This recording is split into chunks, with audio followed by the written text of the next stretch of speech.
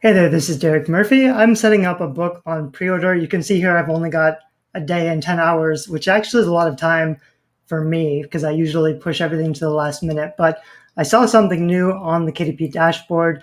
Just in case you haven't published recently and didn't know about this change, I thought I'd make a really quick video pointing it out. I think it's pretty awesome. It's really going to help to format your book description, which has always been a big problem with Kdp publishing. There's actually been some other really big changes to the Kdp dashboard recently. One of the other ones that I saw was actually reports, where Kdp's reports now look a lot better than they used to. It's a lot easier to see your sales and your page reads and everything. I'll probably make another video just on that later. Previously, you'd have to use something like Book Report, which is a Chrome plugin that creates a better visualization of your sales and earnings. But in this case, what I was noticing was down here in the description box, previously this has only been the source, which is HTML, which means if you just type in, your text here, it's not actually going to look very good. You'd have to use Kindlepreneur by Dave Chesson had a really good formatting tool, but I've also recommended like posting something in your WordPress blog because you can toggle between, the source code and the what you see is what you get editor, which is what this looks like up here. So this is the new part that hasn't been here previously. I'm not sure when they added it. This is the first book I've published in a month or so. So this is relatively new. There also used to be the case where I would tell people, because nobody knows HTML, so it's pretty difficult to get this right. You can use Author Central. Amazon's always been kind of broken, so you used to have to use Author Central, which did have a little bit of this formatting stuff so that you could try to make it look better. It still had some broken issues with like spacing between paragraphs, which was hard to get right. You had to go back and forth between code view and add in little breaks in code to try to make it all look as good as it could.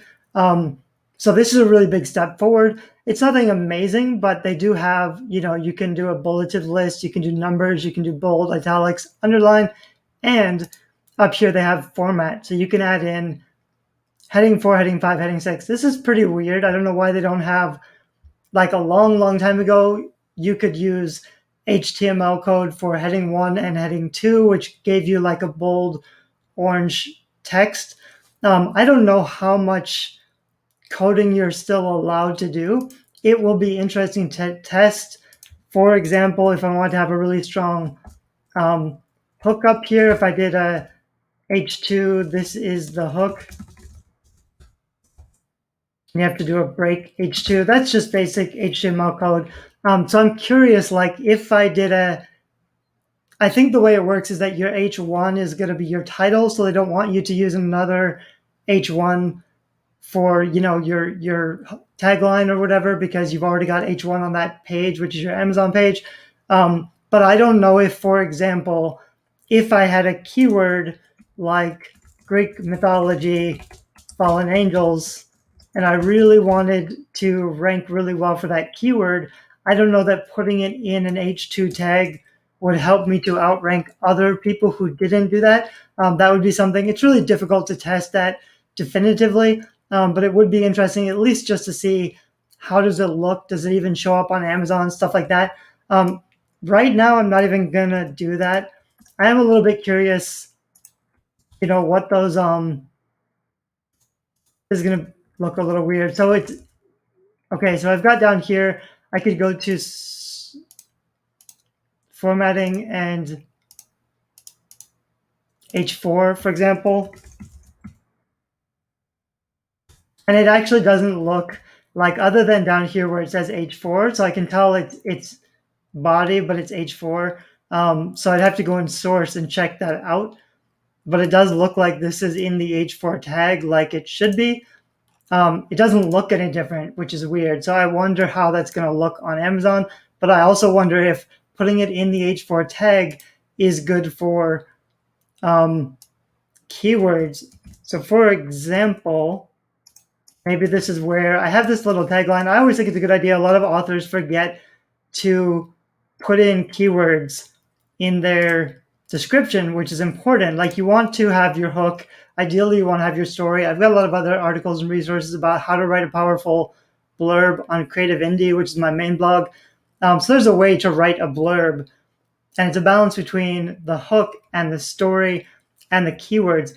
This is a book 4, so I'm actually not that worried about my blurb. If it's good enough, as long as it's something, I'll assume that I want book 1 to rank really well, and if they find book 4 at all, they'll go back and read book 1. The only thing is, because this is going to be a new release, and I think I have some pre-orders on this because I just did a big book funnel, BookBub campaign launch on book 1 in this series. I got some sales. So this is book 4 that's been on pre-order. I probably have 100 sales or something, nothing crazy. But it'll show up in the hot new releases for about a month. So I do want, this book to get some traction during the first month. So you want your hook, you want your blurb to be great, but you also want some enough details so that readers can make a purchasing decision. So even if they're mildly enticed by your story, they still have questions. They're going to want to know, what's the genre? Who is it for? What other books is this similar to? You want to answer as many of those questions as they can so that they can make a purchasing decision. They're also going to look at the reviews, but if they have questions about what is this for them, they're going to be less inclined to buy. If there's any confusion about what the book is, they're not going to buy it. So I just have a really simple one. Sci-Fi Betrayal is book 4 in the Fated Destruction series, a thrilling young adult urban fantasy adventure based on Greek mythology. That's not amazing, but I do hit a lot of keywords. So by having this in the heading, in the H4 element up here, it's possible I'll get a little bit more SEO juice and I'll rank a little bit better for those keywords. I don't know how this is going to look, but at least they're there. I've also listed the other titles in the series, which is something that works pretty well. It doesn't really matter because none of these are good keywords. The other thing I've seen that works really well is listing the categories. So for example, something I've seen other people do, you already are going to have your categories also down below, but they don't count for like SEO weighted keywords. So I could put, when this book launches, I have to request to KDP support to add the 10 extra categories that I want.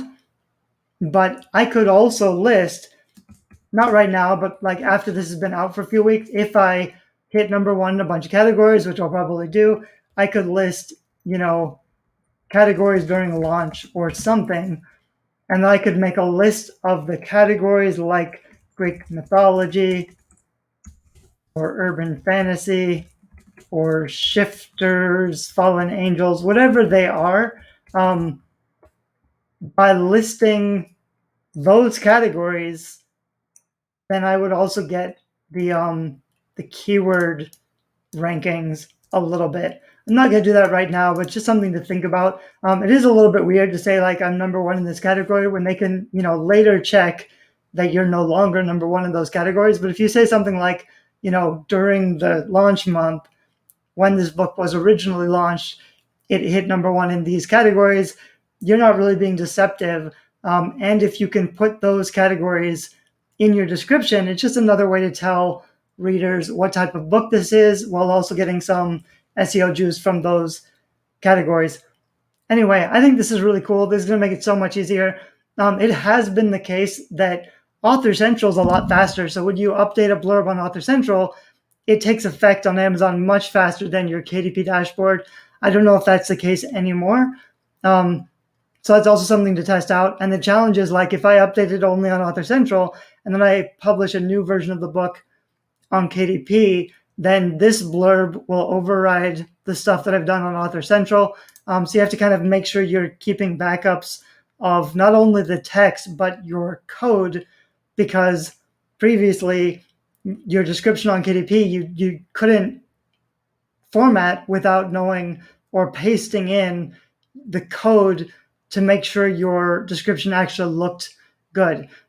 It's stupid that they haven't done this earlier. It's ridiculous that it's taken this long for them to add these features, but it's great that they finally added these features, which means you can add even the very basics, make sure that your spacing is good and you can have some bold text or some italic text.